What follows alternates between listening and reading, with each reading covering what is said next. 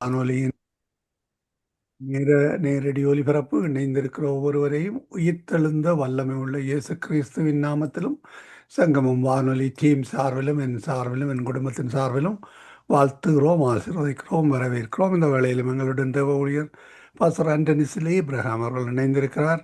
London யூகேயிலிருந்து prime ministry சார்பாக கர்த்தருடைய வார்த்தைகளை எடுத்து வர பரிசுத்தாவியானவர்தாமே அவர் கூடாக வழி நடத்துவாராக.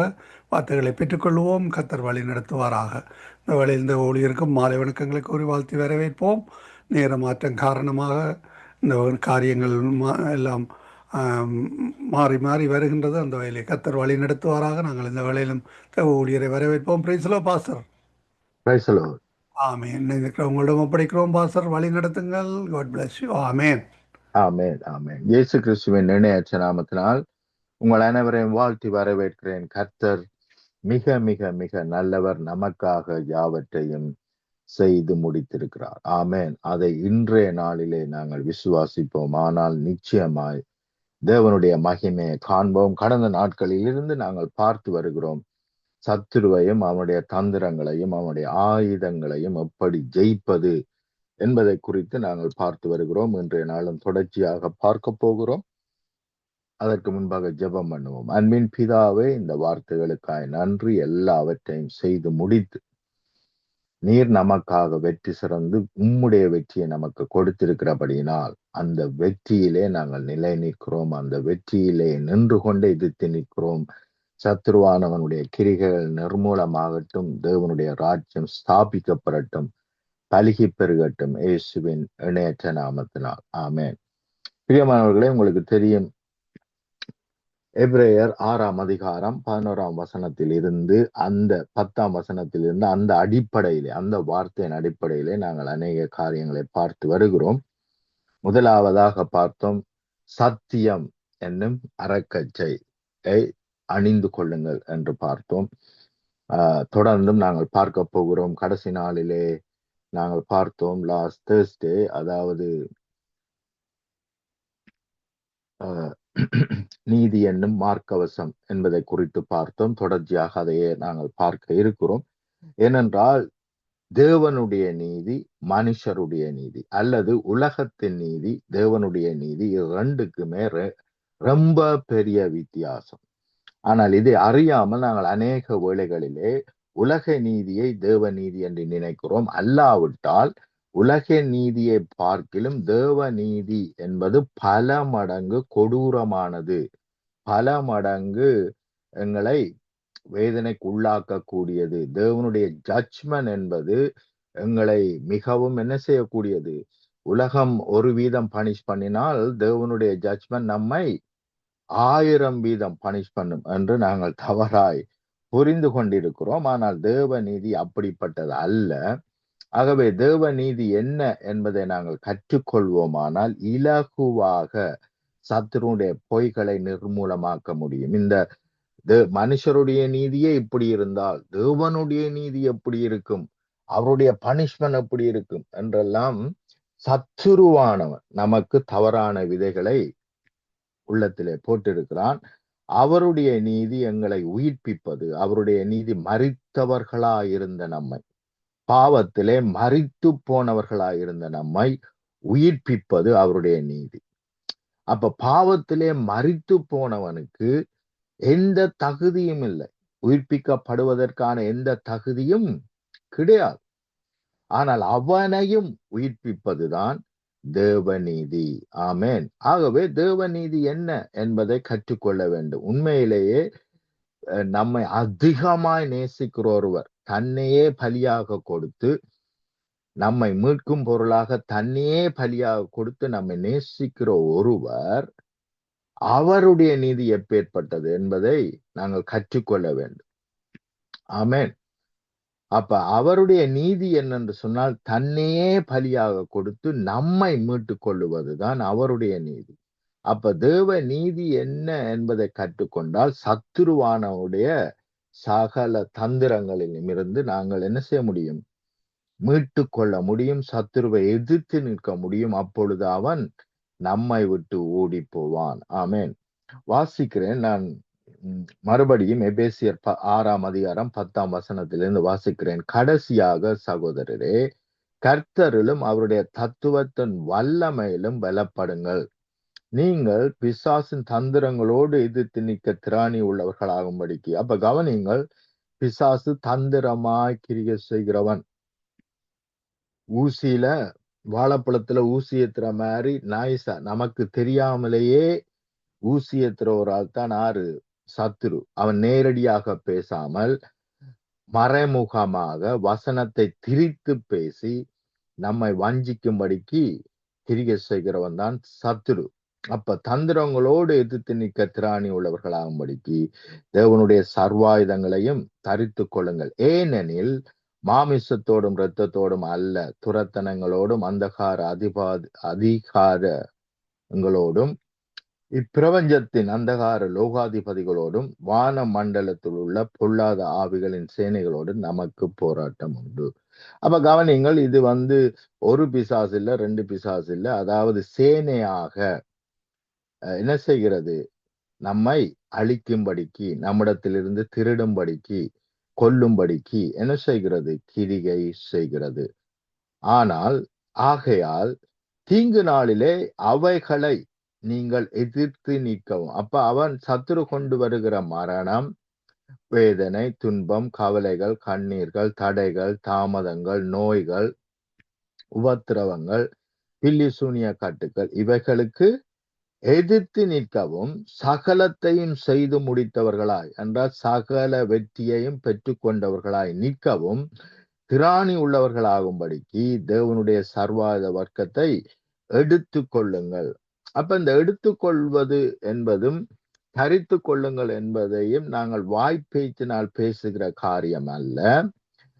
அதனுடைய சத்தியத்தை அறிந்து அதன்படி நாங்கள் செயல்படும்படி தான் இங்கே கூறப்பட்டிருக்கிறது. அநேக வேளைகளிலே நாங்கள் பார்க்கிறோம், தேவனுடைய பிள்ளைகள், ஆண்டவரே நாங்கள் சர்வாயுத வர்க்கங்களை தரித்து கொள்ளுகிறோம் என்று ஜெபிக்கிறார்கள். அது தவறு. அப்படி சொல்வதனால் நீங்கள் தரிக்கப் போவதில்லை என்று நாங்கள் பார்த்தோம். ஒரு சேவகன் போருக்கு ஆயத்தமாகும் பொழுது அவன் நான் எல்லா ஆயுதத்தையும் அணிந்து கொள்ளாமல் எல்லா ஆயுதங்களையும் அல்லது சர்வாத வர்க்கங்களையும் நான் அணிந்து கொள்ளுகிறேன் என்று சொல்வதனால் அவன் அணிகிறவன் அல்ல. மாத்திரமல்ல, இந்த சர்வாயுத வர்க்கங்கள் எது என்று எனக்கு தெரிய வேண்டும். ஆமென். சோ அதை குறித்து தான் நாங்கள் பார்த்து கொண்டிருக்கிறோம். முதலாவது பார்த்தோம் சத்தியம். அப்ப வேதத்திலே உண்மை இருக்கிறது, சத்தியம் இருக்கிறது. சத்தியத்தை மாத்திரம் நாங்கள் அறிந்து செயல்படுத்துவோமானால் அது நம்மை விடுவிக்கும். ஆமென். சத்தியத்தை அறியுங்கள், சத்தியம் உங்களை விடுதலை ஆக்கும். அப்ப முதலாவது ஆயுதம் என்னென்று பார்த்தோம்? பெல்ட் என்று பார்த்தோம். அதுதான் சத்தியம். ஏனென்றால் சத்தியம்தான் எல்லாவற்றையும் பிடித்து வைத்திருக்கிறது. பெல்ட் தான் என்ன செய்கிறது? கச்சை தான் எல்லாவற்றையும் பிடித்து வைத்திருக்கிறது, ஹோல்ட் பண்ணுகிறது. ஆகவே நாங்கள் பார்க்கிறோம் சங்கீதத்திலே தேவனுடைய வார்த்தை தான் இந்த அண்ட சராசரங்களையும் ஹோல்ட் பண்ணுகிறது, பிடித்து வைத்திருக்கிறது தேவனுடைய வார்த்தை.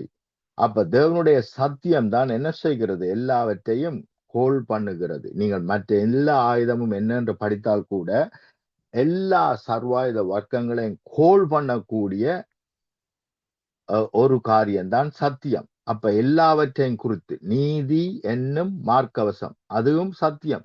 அப்ப நீதி என்னும் மார்க்கவசத்தினுடைய சத்தியம் என்ன, விசுவாசத்தினுடைய சத்தியம் என்ன என்று நான் அறிந்து கொள்ள வேண்டும். அதனால்தான் இது எப்பேற்பட்டதா இருக்கிறது? சத்தியம் என்பது பெல்ட்டாக, கச்சையாக அங்கே சொல்லப்பட்டிருக்கிறது. ஆகவே கவனியுங்கள். இரண்டாவதாக, அப்ப எல்லாத்தினுடைய உண்மை, என்னுடைய சுகத்துக்கான உண்மை என்ன, என்னுடைய பலத்திற்கான உண்மை என்ன, என்னுடைய குணாதிசயம், என்னுடைய குணாதிசயம் என்னுடைய வாழ்க்கையிலே செயல்பட வேண்டுமானால் அதற்கான குணாதிசயம் என்ன, நோய் இல்லாமல் நான் வாழ வேண்டுமானால் அதற்கான சத்தியம் என்ன என்று சொல்லி ஒவ்வொரு ஏரியாவை குறித்த சத்தியம் எனக்கு தெரிந்திருக்க வேண்டும். அப்பொழுது அந்த சத்தியம் என்னுடைய வாழ்க்கையிலே விடுதலையை ஏற்படுத்துகிறது. ஆமென். அப்ப ஒவ்வொரு ஏரியாவிலே சத்தியம் இருக்கிறது. பாதுகாப்புக்குரிய சத்தியம் என்ன, உண்மை அல்ல, சத்தியம் என்ன என்பதை நான் அறிந்து கொள்ள வேண்டும். ஆமென். அப்ப எல்லா ஏரியாவின் குறித்த சத்தியம் மாத்திரமல்ல, தேவன் தண்டிக்கிறவரா மன்னிக்கிறவரா இதையும் அறிந்து கொள்ள வேண்டும். எது சத்தியம்? தண்டிக்கிறவரா மன்னிக்கிறவரா? புதிய ஏற்பாட்டின்படி அவர் என்னை மன்னித்து விட்டார் என்றுதான் நாங்கள் பார்க்கிறோம். பழைய ஏற்பாட்டின்படி, பழைய உடன்படிக்கையின்படி நாங்கள் தண்டிக்கப்பட்டோம். ஆனால் புதிய உடன்படிக்கையின்படி எல்லா தண்டனையும் கிறிஸ்து இயேசுவின் மேல் வந்தது நிமித்தம் நாங்கள் தண்டனையிலிருந்து விடுதலையாக்கப்பட்டு மன்னிக்கப்பட்டிருக்கிறோம். ஆமென். பழைய உடன்படிக்கையின்படி தண்டனை, புதிய உடன்படிக்கையின்படி மன்னிப்பு. அப்ப ரெண்டுக்குமே வித்தியாசம் உண்டு. அப்ப இப்பொழுதோ நாங்கள் தண்டனை வரும் என்று நாங்கள் நினைத்தால் அது தவறு. இப்பொழுதோ நம்முடைய பாவங்கள் எல்லாம் பூரணமாய் மன்னிக்கப்பட்டிருக்கிறது. ஆமென். ஏனென்றால் நம்மேல் வர வேண்டிய எல்லா பனிஷ்மென்டும் இயேசு மேல் வந்தபடியினால் நாங்கள் பூரணமாய் விடுதலை ஆக்கப்பட்டோம். அதுதான் தேவ நீதி. ஆமென். அப்ப சத்தியத்தை அறிந்து கொள்ள வேண்டும். எல்லா ஏரியாவிலும் சத்தியம் என்ன என்பதை நாங்கள் அறிந்து கொள்வோமானால் பிசாசு எங்களை என்ன செய்ய முடியாது, எங்களை குற்றப்படுத்த முடியாது. மாத்திரமல்ல, நாங்கள் ஜெபிக்கும் பொழுது எங்களுடைய ஜெபத்திலே 100% விசுவாசம் இருக்கும். 100% நாங்கள் என்ன செய்வோம், நாங்கள் நம்புவோம், அதை விசுவாசிப்போம். நான் ஜெபித்திருக்கிறேன், நிச்சயமாய் அது என்னை மேற்கொண்டு விட்டது என்று எங்களால் விசுவாசிக்க முடியும். ஆமென். ஏனென்றால் எங்களுடைய கிரியையினால் அல்ல, இயேசுவின் கிரியையினால் நாங்கள் நீதிமான்கள் ஆக்கப்பட்டிருக்கிறோம். ஆபிரகாம் விசுவாசித்தான், அது அவனுக்கு நீதியாக எண்ணப்பட்டது. ஆனால் அப்பொழுது இயேசு கிறிஸ்து இதையும் செய்து முடிக்கவில்லை. மாறாக இப்பொழுதோ அவர் எல்லாவற்றையும் நமக்கு செய்து முடித்தபடினால் நம்மால் ஈஸியாய் விசுவாசிக்க முடியும். மாத்திரமல்ல, அவரே நமக்கு எல்லாவற்றையும் நான் சுமந்து விட்டேன் என்று நமக்கு காண்பித்திருக்கிறார். சிலுவையிலே மரண பரியந்தமும் பிதாவுக்கு தன்னை ஒப்பு கொடுத்து நமக்கு காண்பித்திருக்கிறார். உங்களுடைய எல்லா பாவங்களும் என் மேல் வந்து விட்டது, உங்களுடைய எல்லா சாபங்களும் அவர் மேல் வந்து விட்டது, நம்முடைய எல்லா நோய்களும் அவர் மேல் வந்து விட்டது என்பதை அவர் நமக்கு காண்பித்திருக்கிறார். ஆமென். சிலுவையிலே தொங்கி மரண பரியந்தமும் தன்னை ஒப்பு கொடுத்து நமக்கு காண்பித்திருக்கிறார். என்மேல் அவர் மேல் வந்து விட்டது, ஆகவே நாங்கள் அவைகளில் இருந்து விடுதலையாக்கப்பட்டோம் என்பதை அவர் நமக்கு காண்பித்து கொடுத்திருக்கிறார். இவைகளை நாங்கள் விசுவாசிக்கும் பொழுது நிச்சயமா இவைகள் நம்மை மேற்கொள்ளும். ஆமென். ஒசியா 4வது அதிகாரம் 6ஆம் வசனம் என்ன சொல்லுகிறது? என்னுடைய ஜனங்களோ அறியாமையினால் தேவன் என்னை பூரணமாய் விடுதலை ஆக்கினார்.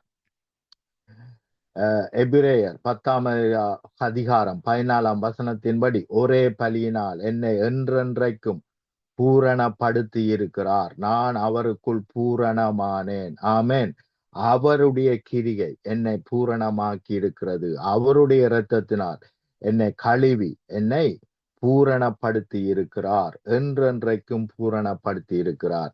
5 நாளுக்கு 10 நாளுக்கு 5 மாதத்துக்கு 10 வருஷத்துக்கு அல்ல, என்றென்றைக்கும் என்னை பூரணப்படுத்தி இருக்கிறார் என்று என்கிறதான சத்தியங்களை அறியும் பொழுது நாங்கள் என்ன செய்யப்படுகிறோம்? எங்களுடைய இருதயம், அந்த மார்க்கவசம் என்று சொல்வது, அது நம்முடைய இருதயத்தை பாதுகாக்கிறது, எங்களுடைய எண்ணங்களை பாதுகாக்கிறது. ஆகவே இருதயத்தை பாதுகாக்கிறது, எதுவுமே நம்மை குற்றப்படுத்தாதபடிக்கு இருதயம் பாதுகாக்கப்படுகிறது. கிறிஸ்து சுமந்தபடியினால், கிறிஸ்து எனக்காக செய்து முடித்தபடியினால், கிறிஸ்து என்னை பரிசுத்தமாக்கினபடியினால், கிறிஸ்து எனக்கு மீட்பராய் இருக்கிறபடினால் நான் ஜெபிக்கிறது நிச்சயம் நடக்கும், நான் கேட்கிறது நிச்சயம் கொடுக்கப்படும். ஆமென். தேவன் என்னோடு ஒப்புரவாக்கப்பட்டு விட்டார். இயேசு கிறிஸ்து நம்மை பிதாவோடு கூட ஒப்புரவாக்கி விட்டார். ஆகவே நமக்கும் பிதாவுக்கும் இடையிலே எந்த தடைச்சுவரும் இல்லை, எங்களை ஒப்புரவாக்கி விட்டார். ஆகவே நாங்கள் இப்பொழுது தேவனோடு இருக்கிறோம். புதிய உடன்படிக்கையின்படி நான் என்றென்றைக்கும் உங்களுடைய தேவனாக இருப்பேன், நீங்கள் என்றென்றைக்கும் என்னுடைய பிள்ளைகளாக இருப்பீர்கள். ஆமென். இப்படியான சத்தியங்களை அறியும் பொழுது நாங்கள் விடுதலையாக்கப்படுகிறோம். பிசாசானவன் பொய் சொல்லி நம்மை தேவனை விட்டு பிரிக்க முடியாது. எப்பொழுது என்று சொன்னால் சத்தியத்தை அறியும் பொழுது. ஆமென். அப்ப சத்தியத்தை அறியும் பொழுது தைரியமாய் என்னுடைய பாவங்கள் எல்லாம் மன்னிக்கப்பட்டிருக்குமானால் நான் தைரியமாய் அவரிடத்திலே வந்து கேட்க முடியும். ஆமென். நான் அவருடைய பிள்ளையாக ஏற்றுக்கொள்ளப்பட்டு விட்டேன் என்பதை நான் அறிவேனானால் அவருடைய சொத்துக்களுக்கு, அவருடைய மகிமைக்கு, அவருடைய வல்லமை வரங்களுக்கெல்லாம் நான் சொந்தக்காரனாய் இருக்கிறேன். ஆமென். என்னை மாத்திரமல்ல, என்னுடைய சூழ்நிலையை மாத்திரமல்ல, மற்றவர்கள் எந்த சூழ்நிலையில் இருந்தாலும் நான் ஜெபித்தால் அவர்களுக்கு நிச்சயமாய் விடுதலை கிடைக்கும் என்ற நிச்சயம் உள்ளவனாய் நாங்கள் இருப்போம். ஆமென்.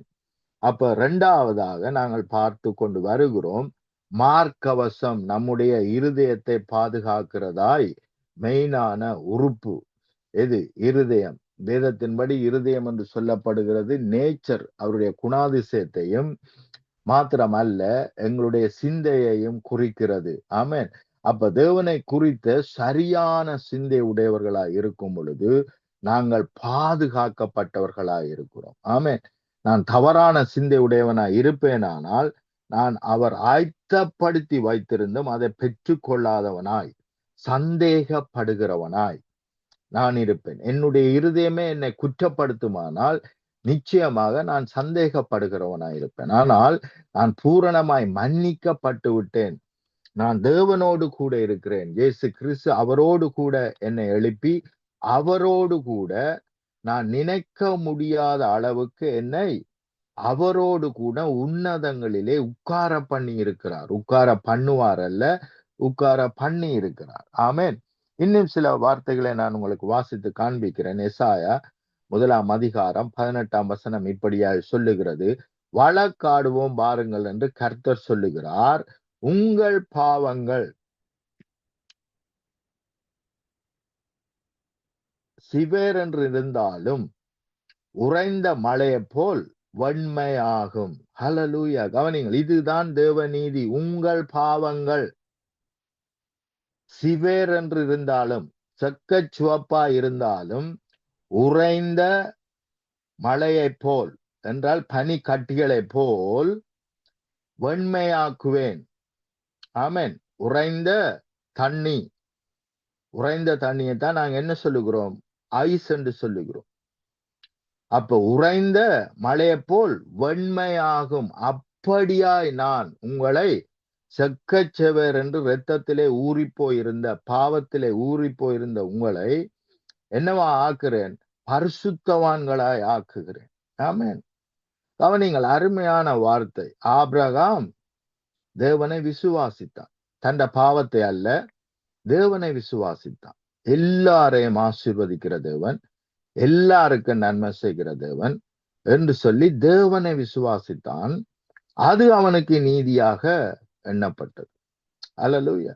இங்கே பார்க்கிறோம், செக்கச்செவேர் என்று எங்களுடைய பாவங்கள் இருந்தாலும் அதை உறைந்த மழையை போல் வெண்மையாகும் என்றால் பூரணமாய் கழுவி எல்லா விதத்திலும் தகுதி பெற்றவர்கள் ஆக்குவேன் என்று சொல்லுகிறார். இதுதான் அவருடைய நீதி, இதுதான் தேவ நீதி, இதுதான் தேவ நியாயம். ஆமென். அப்ப உலகத்தை போல நாம நினைக்க கூடாது. ஒரு புலை செய்தா கொண்டை ஜெயிலுக்கு போடுவது, ஐசோலேட் பண்ணுவது, இவன் பாவி என்று, இவன் பாவி, இவன் கொள்ளைக்காரன், இவன் தவறானவன் என்று முத்திரை குத்துவது உலக நீதி. யோசேப்புடைய வாழ்க்கையிலே நாங்கள் பார்க்கிறோம், அவன் செய்யாத புலைக்கு அவனை கொண்டு போய் சிறையில் அடைத்தது இந்த உலக நீதி. ஆனால் தேவனுடைய நீதியோ அவனை அதிலிருந்து விடுதலையாக்கி ஒரே நாளிலே அவனை ராஜ்யத்தை ஆள பண்ணுகிறது தேவ நீதி. ஹல்லேலூயா. அப்ப தேவ நீதி என்ன என்று கற்றுக்கொள்ளுவோமானால், சத்துருவானவன் ஏய்கிற அல்லது எங்களுடைய சிந்தையிலே கொண்டு வருகிற அவவிசுவாசங்களை நாங்கள் மேற்கொள்ளுவோம். இல்ல உனக்கு நடக்காது, இல்ல உனக்கு கிடைக்காது, ஏனென்றால் நீ இப்படிப்பட்டவன் என்று பிசாசு பேசும் பொழுது அதை எங்களால் மேற்கொள்ள முடியும். இல்லை, தேவன் தரமாட்டார், தந்தாலும் நீ அதை சரியாக செய்ய மாட்டார். ஏனென்றால் நீ தகுதியற்றவன், ஏனென்றால் நீ படிக்கவில்லை, ஏனென்றால் உனக்கு அறிவில்லை, நீ கையிட்டு செய்வதெல்லாம் இதுவரைக்கும் வாய்க்கவில்லை. இப்படியெல்லாம் பிசாசு நம்மோடு பேசுவான். ஆனால் நான் என்னத்தை பார்க்க வேண்டும்? யோசேப்பு எங்கேயும் படிக்கவில்லை, ஆனால் தேவனுடைய ஆவி அவனோடு கூட இருந்தபடினால் ராஜ்யத்தையே, அதாவது அந்த நாட்களிலே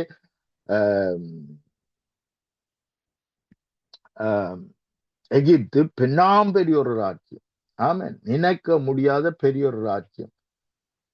அப்ப அப்பேற்பட்ட ராஜ்யத்தை ஆளுகை செய்யத்தக்கதாக அவன் ஜீரோவில் இருந்து ஒரே நாளிலே ஹீரோவானான். அல்லேலூயா.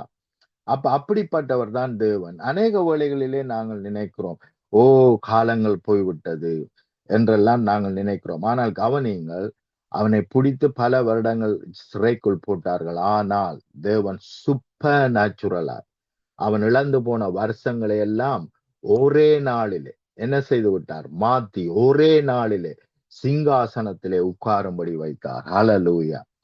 அப்ப அதே மாதிரிதான் என்ன செய்ய வேண்டும்? நான் என்னை குறித்து அல்ல, தேவன் என்னை தகுதிப்படுத்தி இருக்கிறபடினால், நான் எல்லா விதத்திலும் தேவன் என்னை தகுதி ஆக்கினபடினால் எல்லாவற்றையும் பெற்றுக்கொள்ள எனக்கு தகுதி உண்டு. ஆகவேதான் வாக்கு தத்தங்கள் எல்லாம் கிறிஸ்து இயேசுவுக்குள் ஆம் என்றும் ஆமேன் என்றும் இருக்கிறது என்றால், நாங்கள் இனி அதை பெற்றுக்கொள்வதற்கு அல்லது அவைகள் நம்மை மேற்கொள்ளுவதற்கு நாங்கள் செய்ய வேண்டியது எதுவும் இல்லை. மாறாக அதை விசுவாசித்தால், இவைகள் எல்லாம் என்னை மேற்கொள்ளும் என்று விசுவாசித்தால் நிச்சயமாய் அவைகள் மேற்கொள்ளும். ஆமென். ஆபிரகாம் விசுவாசித்தான், ஆகவே அது அவனுக்கு நீதியாக எண்ணப்பட்டது. அதுதான் தேவ நீதி. நான் விசுவாசித்தால், மாத்தாளே நீ விசுவாசித்தால் தேவனுடைய மகிமையை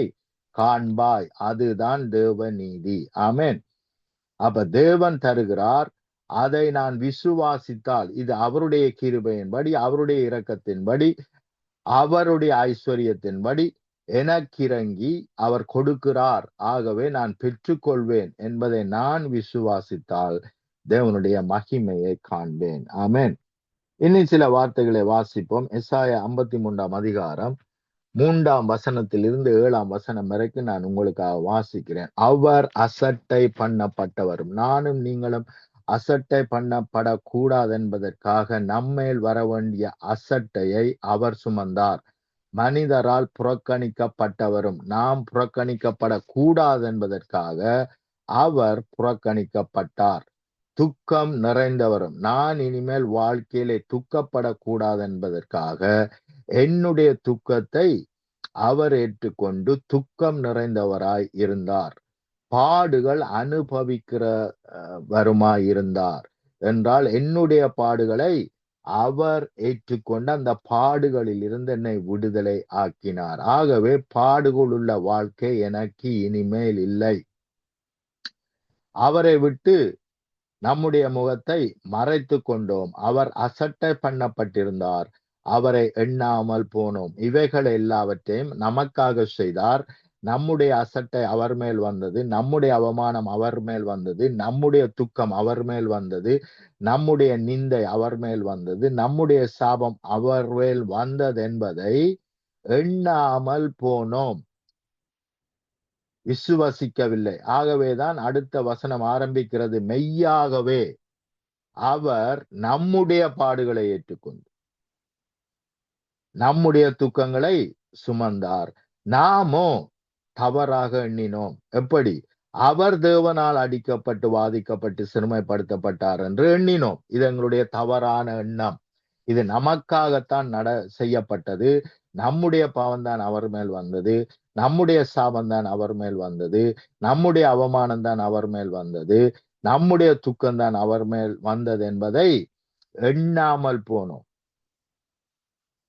மாறாக பிதா அவரை அடிக்கிறார், நொறுக்கிறார் என்று தவறாக எண்ணினோம். நாமோ அவர் தேவனால் அடிக்கப்பட்டு வாதிக்கப்பட்டு சிறுமைப்படுத்தப்பட்டார் என்று எண்ணினோம். நம்முடைய முறிகள் நிமித்தம், மறுபடியும் எதுவும் சொல்லுது, அவர் அடிக்கப்பட்டது, வாதிக்கப்பட்டது, நம்முடைய நிறுவன நிமித்தம் அவர் காயப்பட்டு, நம்முடைய அக்கிரமங்கள் நிமித்தம் அவர் நொறுக்கப்பட்டார். நமக்கு சமாதானத்தை உண்டு பண்ணும் ஆக்கினை அவர் மேல் வந்தது. நம்மையும் பிதாவையும் சமாதானப்படுத்துவதற்கு தேவையான எல்லாவற்றையும் அவர் செய்து முடித்து, அந்த ஆக்கினையை அவர் ஏற்றுக்கொண்டு, அந்த நியாய தீர்ப்பை அவர் ஏற்றுக்கொண்டு நம்மையும் பிதாவையும் ஒப்புரவாக்கினார். ஆமென். மாத்திரமல்ல, அவருடைய எங்களுடைய சாபங்கள், ரோகங்கள் எல்லாம் அவர் மேல் வந்தபடியினால் அவருடைய தழும்புகளினால் குணமாகிறோம். ஆமென். அப்ப நம்முடைய சரீரத்திலே வர வேண்டியதெல்லாம் அவருடைய சரீரத்துக்கு வந்து விட்டது. அநேக வேளைகளிலே நாங்கள் இரத்தத்தை குறித்து தான் அதிகமாய் பேசுகிறோம். ஆனா சரீரம் என்ன செய்தது? இயேசுவின் சரீரம் எனக்காக என்னெல்லாவற்றையும் ஏற்றுக்கொண்டு அவை எல்லாவற்றையும் முழுங்கி விட்டது. ஆகவே இனிமேல் எனக்கு இவைகள் வர முடியாது என்று நாங்கள் அநேக வேளைகளிலே சரீரத்தை எண்ணாமல் போனோம். கொமீனியனை பற்றி அவர் நமக்கு கற்றுக் கொடுக்கும் பொழுது என்ன சொல்லுகிறார்? அவருடைய சரீரம் உடைக்கப்பட்டது, நம்முடைய சரீரம் பரிபூரணமாகும்படிக்கு அவருடைய சரீரம் பிற்கப்பட்டது, இதை நினைவு கூறுங்கள் என்று சொல்லி இருக்கிறார். ஆனா நாங்களோ அதை நினைக்காமல் போனோம். அவருடைய சரீரம் பிற்கப்பட்டிருக்குமானால் என்னுடைய சரீரம் பூரணமாக்கப்பட்டிருக்கிறது. என்னுடைய சரீரம் பிற்கப்பட வேண்டியதை அவர் ஏற்றுக்கொண்டு அவர் எனக்கு பூரண வாழ்க்கையை கொடுத்திருக்கிறார். ஆமென். உடைக்கப்படாத, பிற்கப்படாத, ஆசீர்வாதமான அவருடைய சரீரத்தை நமக்கு கொடுத்திருக்கிறார் என்பதை உணர வேண்டும், அறிய வேண்டும். இதுதான் சத்தியம். ஆமென். இதுதான் தேவ நீதி. நாங்கள் அனுபவிக்க வேண்டியது எல்லாவற்றையும் அவர் அனுபவித்து அதிலிருந்து நம்மை விடுதலை ஆக்கினது மாத்திரமல்ல, இப்பொழுதோ எல்லாவற்றையும் ஆளுகை செய்யத்தக்கதாய் அவரோடு கூட நம்மை உட்கார பண்ணி இருக்கிறார், ஆளுகை செய்யும்படிக்கு. ஆமென். அவருடைய தழும்புகளினால் குணமாகிறோம். நாம் எல்லோரும் ஆடுகளைப் போல வழி தப்பி திரிந்து அவன் தன் வழிகளிலே போனோம். பாவத்திலே நீச்சல் அடிச்சிட்டு இருந்தோம், பாவத்திலே மரித்து போனவர்களாயிருந்தோம்.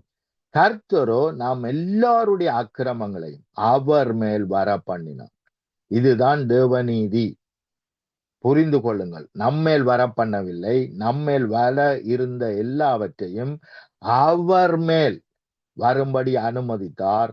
அவர் நொறுக்கப்பட்டும் ஒடுக்கப்பட்டும் இருந்தார். ஆனாலும் தம்முடைய வாயை அவர் திறக்கவில்லை. நம்மை சபிக்கும்படிக்கு, நமக்கு நியாய தீர்ப்பை கொண்டு வரும்படிக்கு அவர் தம்முடைய வாயை திறக்கவில்லை.